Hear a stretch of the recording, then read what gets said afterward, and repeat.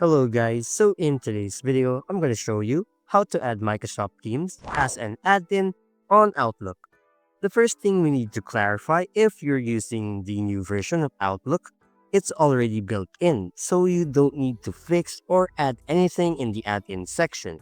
This tutorial is for users who only use the classic version, because sometimes the theme feature is always missing or inactive.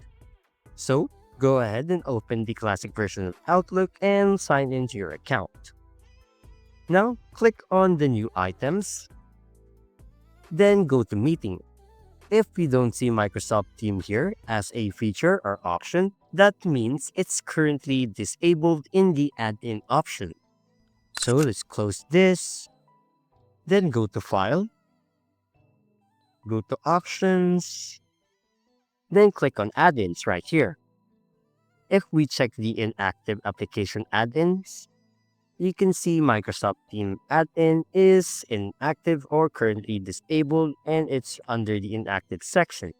So click on Go, then find the Microsoft Teams add-in right here, enable it, then click on OK.